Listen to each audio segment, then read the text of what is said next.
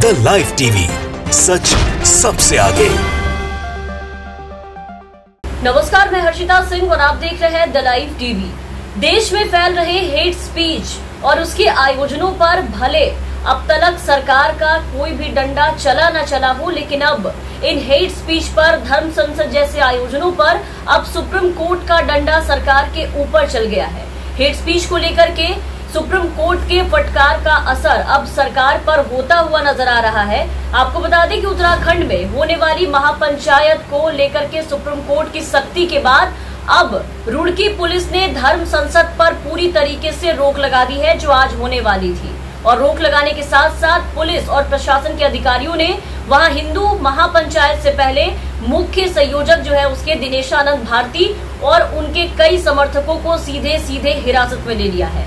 इनके साथ साथ पुलिस ने आनंद स्वरूप को भी हिरासत में लिया है, जो इसका पूरा धर्म संसद में इस तरीके का आयोजन करते थे। और पूरे रुड़की शहर में अब धारा 144 लागू कर दी गई है।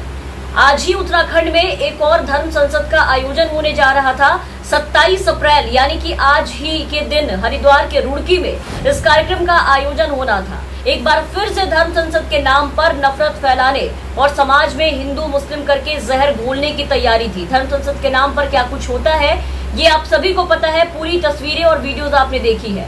लेकिन हिंसा भड़काने और दंगा करवाने के उद्देश्य से किए जाने वाले इस धर्म संसद पर इस बार सुप्रीम कोर्ट सख्त हो गया और इसके आयोजन के पहले ही, इसके होने के पहले ही सुप्रीम कोर्ट ने सीधा उत्तराखंड सरकार को तगड़ी हिदायत दे दी। कोर्ट ने सरकार से कहा कि पहले तो सरकार ये सुनिश्चित करे कि कार्यक्रम में कोई भी भड़काऊ भाषण नहीं दिया जाए, जो कि काफी मुश्किल था।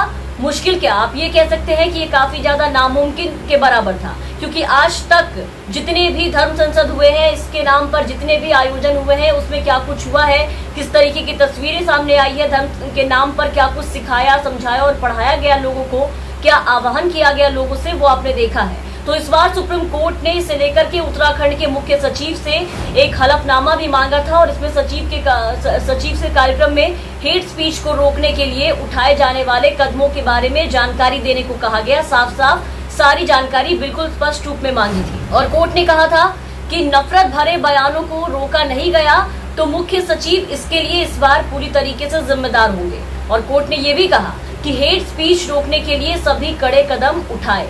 तो निश्चित रूप से इस बार सुप्रीम कोर्ट की फटकार का असर उत्तराखंड की सरकार पर हुआ है, वहां के प्रशासन पर हुआ है।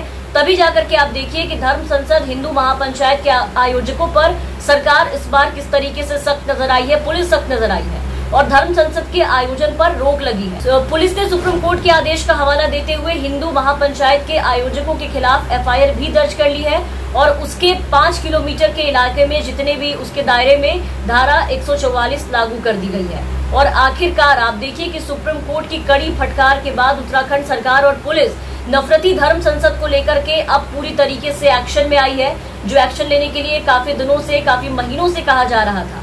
और इस बार धर्म संसद के आयोजनों पर रोक आखिरकार लगी है। बीते महीनों में हुई धर्म संसदों में जिस तरीके की जहरीली बातें की गई, जिस तरीके के आह्वान किए गए, उससे निश्चित रूप से समाज का माहौल लगातार बिगड़ता दिखाई दे रहा था। समाज में नफरत का कारोबार खूब फल फूल रहा था, हिंसा बढ़ रही थी, लेकिन राज्य सरकारें और पुलिस प्रशासन चुपचाप मूक दर्शक बनी बैठी थी, तमाशबीन बनी बैठी थी। और तो और इन राज्यों में उल्टे जो लोग नफरत फैला रहे थे, जहर उगल रहे थे, ऐसे संत महंत जितने भी थे, नरसिंहानंद जैसे लोग, इन सबको खूब संरक्षण और पुलिस प्रोटेक्शन दिया जा रहा था। ये और भी ज्यादा जहर उगल रहे थे, जिसका नतीजा ये रहा कि पिछले साल से शुरू हुआ ये धर्म संसद का जो खेल है वो आपने देखा कि दिन पे दिन और भी ज्यादा बढ़ता ही चला गया। दिसंबर में पिछले साल हरिद्वार में धर्म संसद के दौरान जो भड़काऊ नारेबाजी की गई थी, ये कार्यक्रम 3 दिनों तक चला था। 17 से 19 दिसंबर तक हुआ था। इसमें अल्पसंख्यकों के खिलाफ हथियार उठाने, उन्हें मारने, काटने, उनके नरसंहार तक की अपील की गई थी। काफी आलोचना होने के बाद पुलिस ने मामले में FIR दर्ज की। उसके बाद जांच शुरू भी हुई थी और उसके बाद लगातार ऐसे आयोजन दिल्ली में, यूपी में, हिमाचल में, छत्तीसगढ़ में, उत्तराखंड में एक के बाद एक कई ऐसे आयोजन अलग अलग राज्यों में देखने को मिले, खास करके भाजपा शासित राज्यों में। और इस आयोजन के बाद फालतू नफरती बयानबाजी का दौर भी धड़ल्ले से चल रहा था, जिसको लेकर के सुप्रीम कोर्ट ने इसी महीने उत्तराखंड सरकार से जांच की स्टेटस रिपोर्ट मांगी थी। और सारी चीजों को देखते हुए धर्म संसद के मामले में सुप्रीम कोर्ट में कल सुनवाई हुई। आज के आयोजन के एक दिन पहले यानी कि कल सुनवाई हुई थी और सुनवाई के दौरान सुप्रीम कोर्ट ने उत्तराखंड और हिमाचल प्रदेश की सरकार को काफी ज्यादा फटकार लगाई, डांट लगाई और इसी के साथ सुप्रीम कोर्ट ने ये कहा कि आपको ये सुनिश्चित करना चाहिए कि इस तरह की हेट स्पीच नहीं दी जाए। सरकार को इस तरह की घटना और जितने भी अनएक्सेप्टेबल भाषण है, जितने भी अस्वीकृत भाषण है, इन सबको रोकना चाहिए। इसके साथ ही सुप्रीम कोर्ट ने उत्तराखंड सरकार से आज के होने वाले आयोजन को लेकर के ये सुनिश्चित करने के लिए कहा कि रुड़की में होने वाले धर्म संसद में कोई अप्रिय घटना ना हो। तो सुप्रीम कोर्ट ने इसको लेकर के कहा कि सरकार को, जितनी भी राज्य सरकार है, उत्तराखंड सरकार, हिमाचल सरकार, जितनी भी सरकार है, सबको इस तरह की घटनाओं पर रोक लगानी चाहिए, ऐसे धर्म संसद पर रोक लगानी चाहिए। और इसके लिए सुप्रीम कोर्ट ने दिशा निर्देश दिए। कोर्ट ने कहा कि अगर धर्म संसद में कोई भी एक भी वक्ता, एक भी इंसान भड़काऊ भाषण देता है तो इस बार वो ये बोलकर बच नहीं सकता कोई भी इंसान वहां पर कि उन्हें पता नहीं था ऐसे करने पर क्या मुसीबत हो सकती है।